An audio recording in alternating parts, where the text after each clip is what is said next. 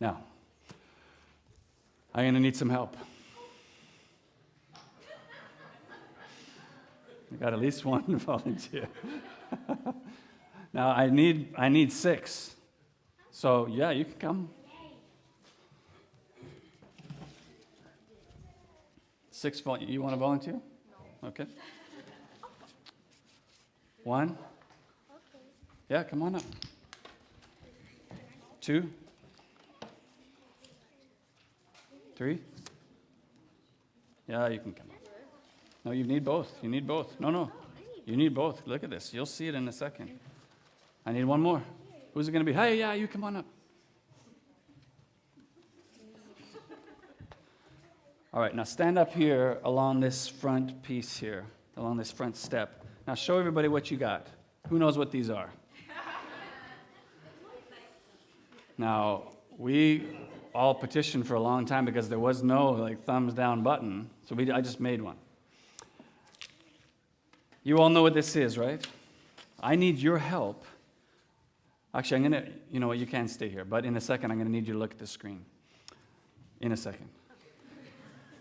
So just be on standby. Be ready. Be ready. One of my favorite books to take out of the library growing up was that book, Ripley's Believe It or Not.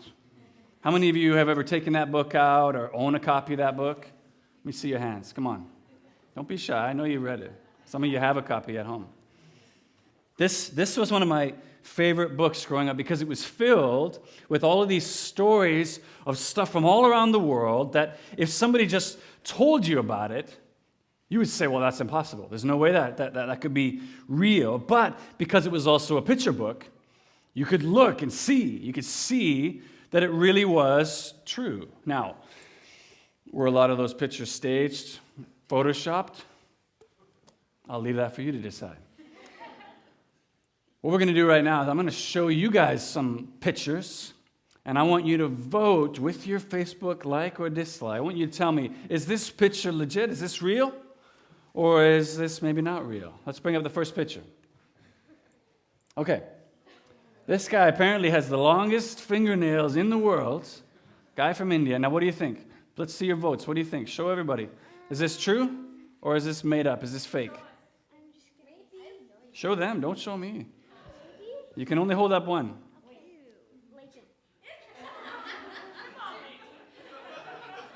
Okay. What do you think? Is everybody, there is a thumbs up one. Okay. There's a lot of indecision here. Okay, this is true. This guy is real. Who voted yes? Me. Okay, you got it right. Let's see the next one. Let's see the next one. What about this? Is that real? Or did somebody put lips on a fish? What do you think? Greta's saying no. No? Somebody's just made this picture. You're saying yes? Yeah. There's no judgment here. Just you vote what you want. Yeah, you can't do both. Double notch. Okay. What did you think? She's saying yes. It is real. This is real. This thing is called a batfish. It is a legit fish that looks like it's like a L'Oreal commercial or something, but this is real. Okay, next one. What about this? I'm not sure how many of you ride horses here. Who's saying this is true? They took a picture of it. It's fake. It's got to be true. No, I made it. Okay, so... Oh, you're saying yes. Okay. Yes and no. Well, I'm sure they are two real animals, perhaps joined together. This is not true. There's not a shark horse. Okay, what about this? Next picture. This is a fossil found from ancient times. It's called a cassette tape. This is an ancient fossil. You think this is a real fossil? What do you think? No. They got a picture of it. Okay. Okay, it's not real. It's not real. There really were cassettes, but this is what they used to put music on. and you played music on these. Okay, we don't have time. Okay, finally, here's a picture. My wife and I, we were in Maui, and President Obama came by, took a picture with us. What do you think? Yes. Look at that. We got to meet President Obama. She's saying no. Okay. What do you think? Okay, it's not true. I would love to say we got to meet Obama, but we didn't. Okay, thanks, guys. You can sit down. Hang on to your buttons, though, because you might need them in a bit here. Hopefully what we see from this is that although the phrase goes, hey, seeing is believing, maybe not. Maybe seeing isn't always believing. But here's the thing. Here's the thing that I'm trying to get across.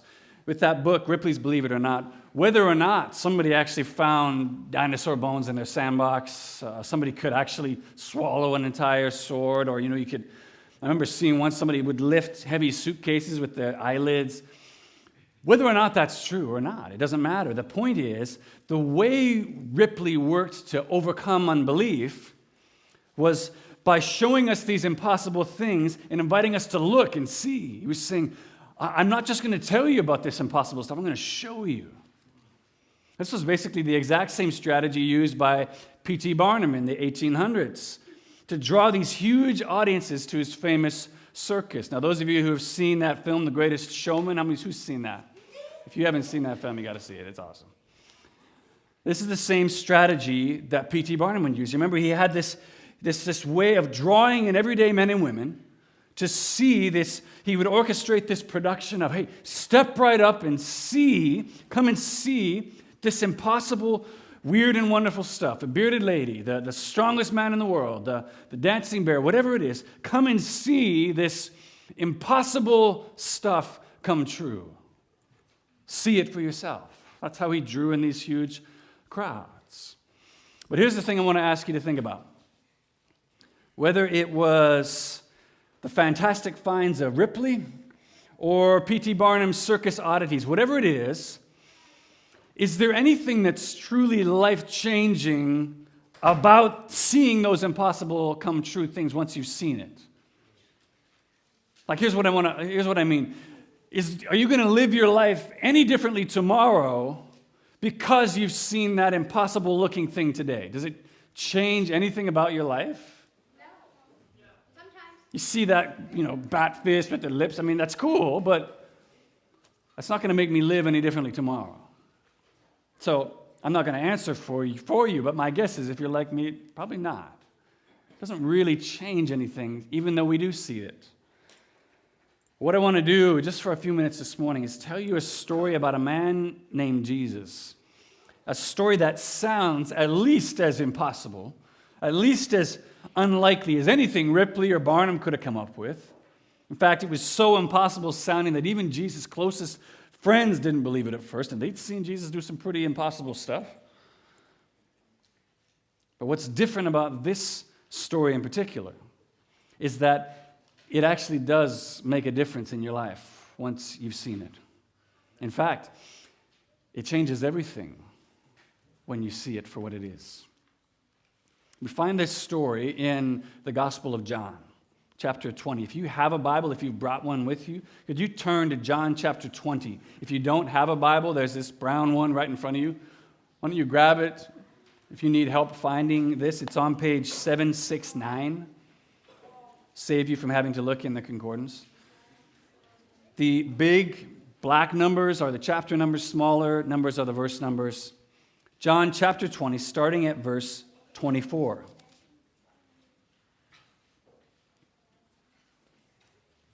And once you've found that, what we're going to do is I just want to talk about this story for a couple of minutes. I want to show you a few things that I think we can learn from it. One has to do with why this story mattered so much to Jesus' disciples, particularly to a guy named Thomas. And then the next thing I want to show you is why it still matters so much to you and I today.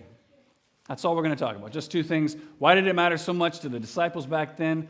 And why does it still matter so much to us? So If you haven't gotten there yet, if you haven't made it there, find it. John chapter 20, beginning at verse 24. Follow along with me as we look at what the Easter story has to show us about the impossible coming true. Okay. So just to quickly give everyone a bit of context, give us a little bit of a previously on the life and times of Jesus, kind of catch you up to the story, okay? 10 days ago, Jesus has been crucified on a Roman cross. He's been wrapped up, laid in a tomb, big stone in front of it, okay? That's a lot of pictures you'll see on Easter stuff. On the morning of the third day, which is what we're celebrating today, Mary and some of her friends go to visit the tomb and find a stone rolled away. Tomb is empty. She runs to tell Jesus' disciples about this. The tomb is empty. And basically, aside from two guys, nobody's buying it. They're just like, yeah. No, okay, probably not. Thanks very much. No, not buying it. But then, all of a sudden, Jesus starts showing up all over the place. He starts appearing everywhere. He appears to Mary. He appears to a bunch of Jesus' disciples, each time proving to them in a bunch of different ways that he really did. He rose from the dead. He's like standing there in front of them. Look at me. And proving to them that although they'd seen him die, he really was alive again. But for whatever reason, and the Bible doesn't tell us, one of Jesus' disciples, a guy named Thomas, he's missed out on all these other appearances. They don't see it. And so this is where we pick up the story now. Verse 24, look here. John writes, "Now Thomas, called Didymus," that's a weird sounding name, just means the twin. Now Thomas, called Didymus, one of the 12, so he's one of Jesus' disciples here, was not with the disciples when Jesus came. He had just appeared previously. So the other disciples told him, "We have seen the Lord." But he said to them, No. Unless I see the nail marks in his hands and put my finger where the nails were and put my hand into his side, I will not believe it. This is Thomas. Okay, so all of Jesus' disciples are together again, including Thomas. He's there. They're all excitedly trying to tell Thomas, "Look, we've seen Jesus. He's alive." And then not just that we want him to be alive. We've seen him. We've touched him. He's alive. I talked to him. But you see there in the second half of verse 25, Thomas, he's not buying it. He's just like, "Guys, that's a great story. Honestly, thanks for sharing that with me. I want Jesus to be alive again too, but listen, it's over. We saw him die. We saw where he was laid. That's it. It's time to move on with our lives." And then, you see, he picks what to him would be the most impossible criteria possible. He's like, basically, unless he knows Jesus was crucified, this is where they would nail someone to a crossbeam, put nails through their hands and feet. He says, unless I see Jesus show up with those battle wounds in his hands and feet, and I can touch him. He knows he was pierced in the side with a spear. Like, I put my hand in there. Unless I can see that, no, not buying it. It was around August of just last year that Facebook and Twitter kind of lit up for a moment when it turned out Johnny Depp showed up at BC Children's Hospital dressed as Captain Jack Sparrow. Did you hear about this? And this was awesome. Like, a lot of people, as soon as that came up, they were just like, no, fake news. Thanks so much for putting that up there. I remember one guy said in a news article, he's like, "Listen, I was at BC Children's Hospital that day. I didn't see anything." Now, me personally, when I heard that, I was running to my daughters. I was feeling their head. I'm like, "Oh, you don't look so good. I think we should go down to the hospital and just get you checked out." Because I was like this, let's check it out and see.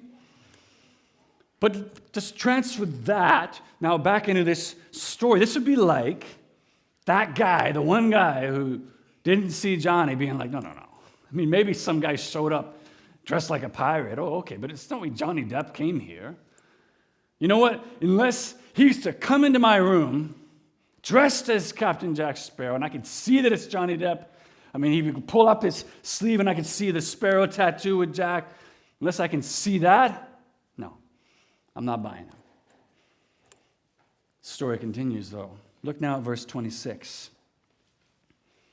A week later, so a week goes by, his disciples were in the house again. Thomas was with them. Okay, now Thomas is with them this time.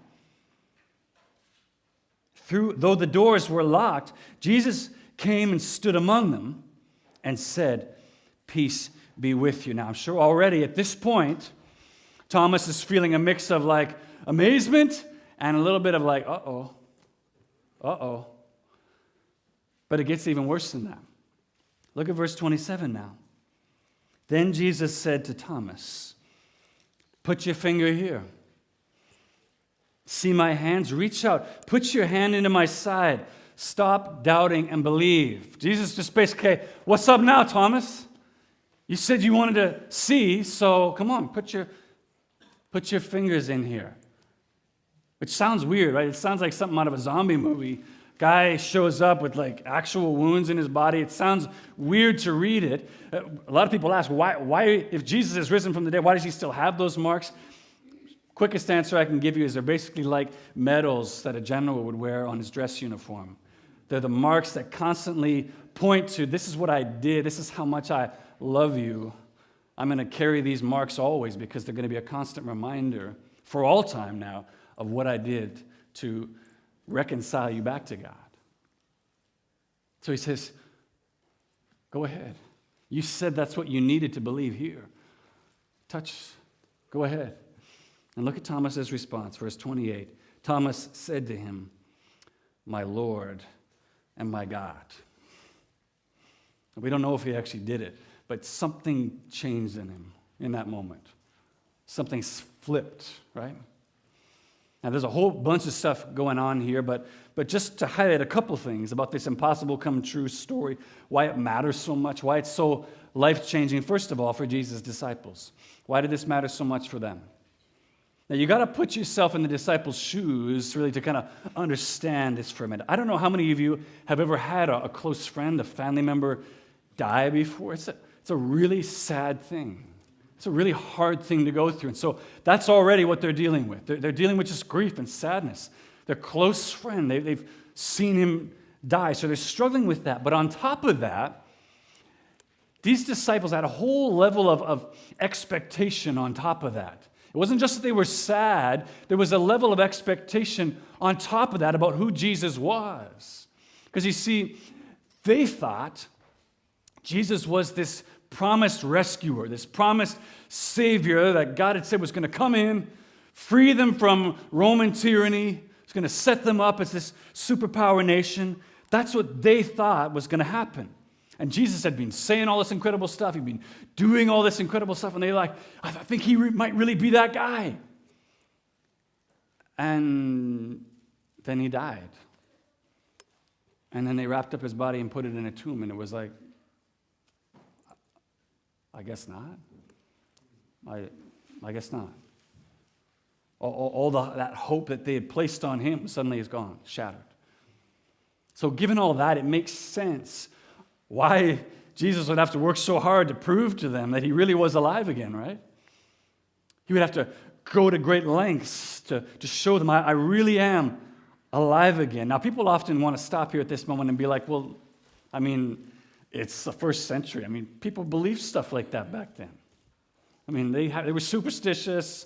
They believed in fairies and ghosts and stuff like that. So, yeah, it makes sense that these guys would probably believe that Jesus really rose again. We don't have time to get into it, but just the short answer is, historically speaking, that's not the case at all. That's not the case. Jewish people, yeah, they believed in resurrection, but they thought there's going to be one at the end of time where God's going to raise up everybody. So that's what they thought. There was no concept of one person rising again. And for Greek and Roman philosophy, they saw the body as an evil, wasted sort of shell that held the spirit inside. And when you died, you were released from this shell. So resurrection would be something meaningless. They wouldn't have even wanted that to be true. So given all that, you can see why Jesus wanted to make sure, he wanted to go out of his way to give his disciples as much evidence as possible that he truly had risen. And that's what he's doing. That's what we see him doing here. So much so, he's even doubling back. He's going back again just to appear a second time to his disciples. Why? Because one of the disciples didn't see it. So he goes back again? I mean, why would he go to all that trouble? It seems like such a big deal for just one person. Why couldn't he just appear to those disciples and say, hey, tell Thomas. Too bad he couldn't have been here. Tell him I rose. I mean, this would literally be as much as like asking Johnny Depp to dress up again. Hey, could you dress up again and go back because that one guy didn't see you? Would you go back and do it again? I mean, it seems like way too much. Why would he go to all that trouble? Well, the reason is because we've already seen it. Thomas, he's not buying it.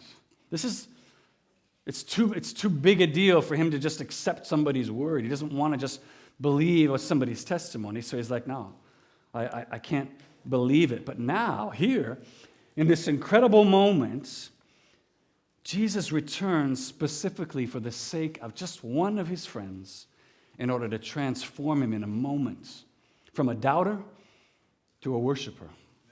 He transforms him from 1 minute, Thomas is saying it's impossible to believe, to in 1 moment worshiping Jesus as my Lord and my God. It's an amazing transformation. And for Jesus' disciples, this is exactly why this story matters so much. First of all, because after appearing to them, after rising from the dead, Jesus is proving that he really was who he said he was. He'd been saying all this stuff all the time. He's like, yeah, I've told you a lot of stuff about who I am. I've given you lots of strong hints about who I am. Now I'm showing you, beyond a shadow of a doubt, I really am who I've been telling you this whole time I am. I really am the Son of God. I really am that promised rescuer. Look, see, I need you to believe this really is me. Which leads us to the second reason why this mattered so much to the disciples, because the verses just before this passage, we see the reason that they're all gathering in this room with locked doors, and it's because they're terrified. They're freaking out. Yeah, they were pretty confident before. They were pretty, traveling around, Jesus teaching, good. But all of a sudden, they watched their leader and friend arrested, severely beaten, and then crucified. I mean, what are they thinking? Okay, which one of us is going to be next? If they can get to him, none of us is safe.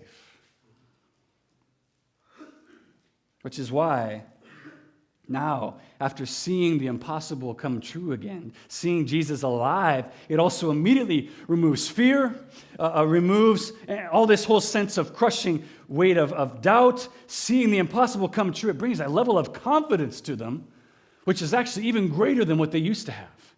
Now they have a level of confidence. We read on. If you keep reading past John into the book of Acts, they're fired up now. They're ready to go. They're like, okay, Jesus, now do we get to go? We're going to wipe out those Romans. We're going to be the superpower again, right? I mean, think about it. When you find out the captain of your football team is basically like Thor or the Incredible Hulk or something, you're like, man, we're going to smoke everybody. Let's go. Who wants to play? Come on. That's what they thought.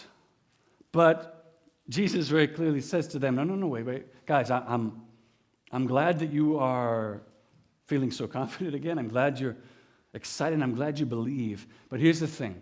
Here's what Jesus says. I'm not calling you to be my warriors. I'm calling you to be my witnesses. That's what I'm calling you to do. To have you now go and share. Tell everybody what you've seen and heard here with me. Tell the world these things so that those who've never seen me like you have can also come to believe. But the truth is, it doesn't matter, warriors or witnesses, they would still need every ounce of that courage. Because history tells us this witness that Jesus called them to be, for all but one of them, it cost them their lives. Every single one of them gave their lives in order to be those witnesses. But they were so convinced of the truth of what they had seen, they were willing to give their lives in order to witness to. They said, I can't say that's not true. I saw him, I touched him. So that's why this impossible come true story of Jesus' resurrection, it mattered so much to the disciples. But what about us? What about us today? Why does this matter so much to you and me? And I think that's an important question to ask, because maybe you've never really known why Easter is such a big deal to begin with. And I'm saying that whether you're a Christian or not here today. We might know Easter has something to do with Jesus' resurrection.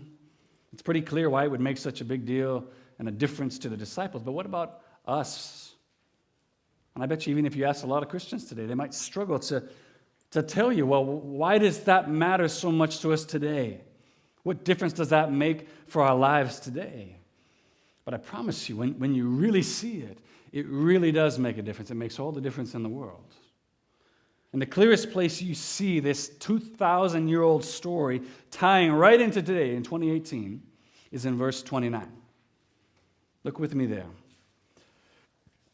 John writes this, "Then Jesus told him," this is speaking to Thomas, "because you have seen me, you have believed. Blessed are those who have not seen and yet have believed." Now, there's two things going on here. First of all, Jesus is saying to Thomas, listen, I've met what you thought were your impossible criteria, those things that you said you would need to see to truly believe. So I've shown up, I've shown you my battle wounds, and now you believe. Great. But there's an even greater blessing for those who haven't seen me but still believe. Do you know who Jesus is referring to when he says that? He's referring to you. He's referring to me. That's who he's talking about. He's talking about actually everybody who's ever existed from the time Jesus left earth and went back to his Father in heaven, even right up until this day. Everybody who has never seen Jesus in the flesh. That means if we believe in Jesus today, we are even more blessed than Jesus' own disciples who were there walking with him, if we believe without having seen. Second thing going on is the way that Jesus ties that belief to the blessing. Belief is what gives us the blessing. Belief in what? Well, belief that Jesus is really who he said he was. That's the thing that brings the blessing. How do we know that Jesus is who he said he was? Because he rose from the dead. That's the thing that proves he wasn't just some great teacher saying a lot of nice sounding stuff. Anybody could do that. Nobody could be put to death and then come back again. It's not possible unless you really were God. If you look at this story, that's how Thomas came to believe, right? When he thought Jesus was still dead, he said he could never believe. When Jesus was standing right in front of him, he was calling him his Lord and his God, which is exactly, by the way, what belief looks like today. If you ever wondered, what does it mean to believe in God? What does that mean? It looks like this. It's coming to Jesus and saying, I'm trusting you. I'm trusting that you are who you say you are, even though I've never seen you. I've never seen you yet. And I'm going to submit the control of my life to you. That's what belief in Jesus is. My Lord and my God. That's what belief looks like. And the reason why this still matters so much for us today is partly because of what it proves about Jesus. That's part of it. But it's also because of what we gain as a result of that belief in Jesus. That's why this is so important to us still today. There's honestly countless benefits. I want to talk about just two real quickly, and then we'll be done. The first benefit of belief in Jesus for you and me now, today, is acceptance. Acceptance. Acceptance by God himself.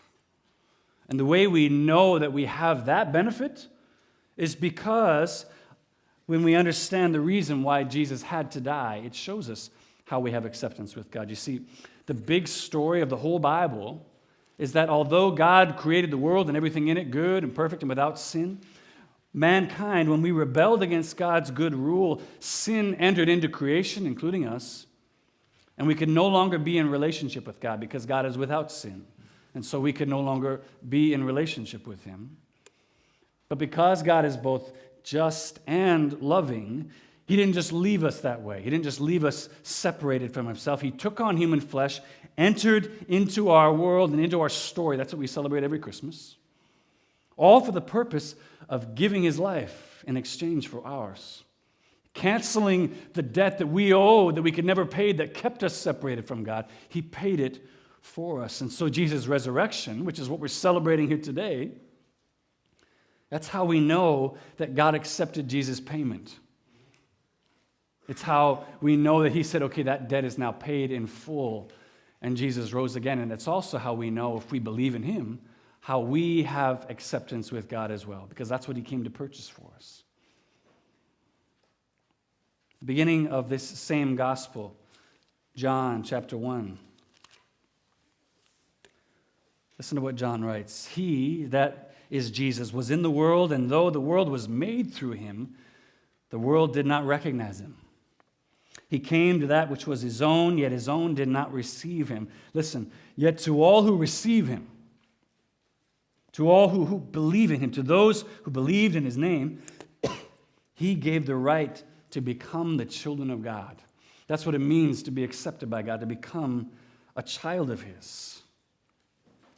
And think about it, in a world where all of us are desperate for acceptance, hold up your likes. Hey, likers, hold up your likes.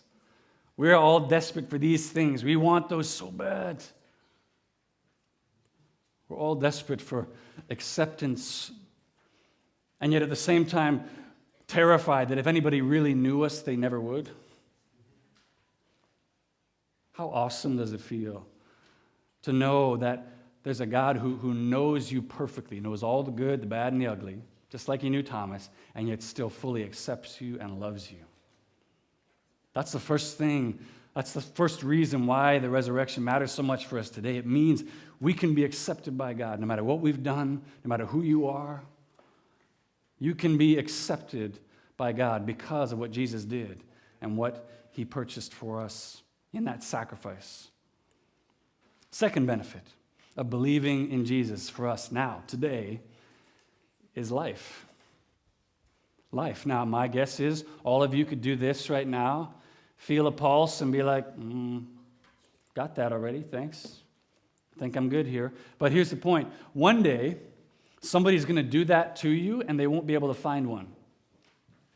Right? One day, that's going to happen. Death, it's a reality that nobody likes to face, but no matter how hard we may rage against the dying of the light, one day we still have to face death, all of us. It's a reality that will meet all of us one day, and death, we know, is a thief. It's a thief that robs us of every accomplishment, every relationship. It takes it all in a moment. Listen to what Jesus said in John 10.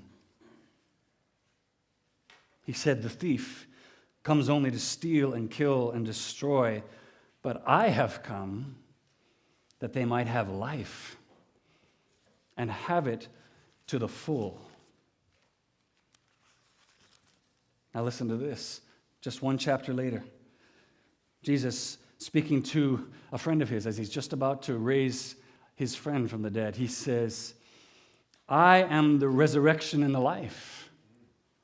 He who believes in me," there's that belief piece again, "he who believes in me will live even though he dies. And whoever lives and believes in me will never die." See, that's also why Jesus' resurrection matters so much today, both for Jesus' disciples then and especially now for us today as well. Because it means if Jesus was able to suffer death, he was able to truly be put to death but then be raised to life again. You know what that means? It means one day everyone else who believes in him can be raised to life as well.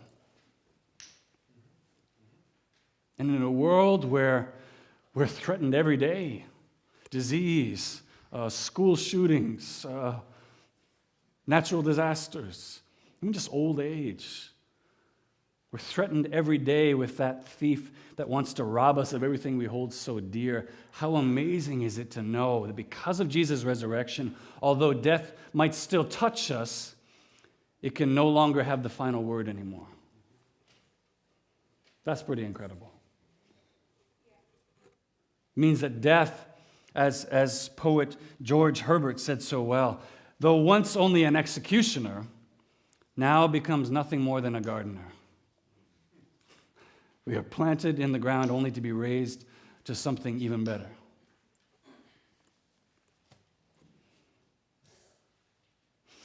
If you look at the closing verses of this chapter, John chapter 20, John closes with this simple but powerful confession. Look what he says there. It says, "Jesus did many other miraculous signs in the presence of his disciples, which are not recorded in this book." He's like, I couldn't get it all in here. It's way too much. But verse 31, "But these are written, I wrote this stuff down so that you may believe that Jesus is the Christ, the Son of God, and by believing you may have life in his name." That's why he wrote this for us. He's taking what Jesus said to go and do. I need you to go and tell everybody about what I did and who I am. That's what he's doing here. That's why he wrote this. The celebration of Easter each year, we look back on the impossible. Somebody coming back to life again. That's impossible, right? Each Easter, we look at the impossible truly coming true. Truly coming true. I hope you've seen, this isn't just some sideshow. This isn't some fantasy fairy tale. This is a real event that took place in history that transformed the lives of the people who see it, and it continues to transform lives today. And although we're separated from the actual event of Jesus' resurrection by thousands of years, remember Jesus said, there's an even greater blessing for us today, for those of us who haven't seen, for those of us who weren't standing there, who still believe today. There's an even greater blessing for us today. And we've talked about just 2 benefits of that. There's many more. I guess you could say sometimes not seeing is believing. We haven't seen, and yet Jesus says there's an even greater blessing if you can not have him standing there, but believe and trust he really is. These reports are true. He truly is who he said he was. I don't know where this impossible come true story finds you today. Maybe you've never before come to belief in Jesus. Maybe, like Thomas, you do believe in Jesus, but the circumstances of life have caused you to lose your grip on what you believe to be true. But wherever it finds you, I pray that Jesus' words to Thomas, you'd hear spoken to you as well this morning. That you would hear Jesus saying to you, look at all that I've done. Look at the depths to which I've gone to prove my love to you. And look at what I'm able to do. I was dead and raised from the dead. Look at what I'm able to do and all that tells you about who I am. Stop doubting and believe. Believe.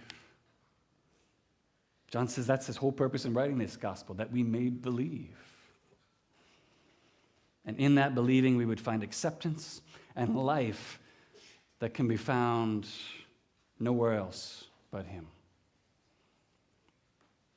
Let me pray for us.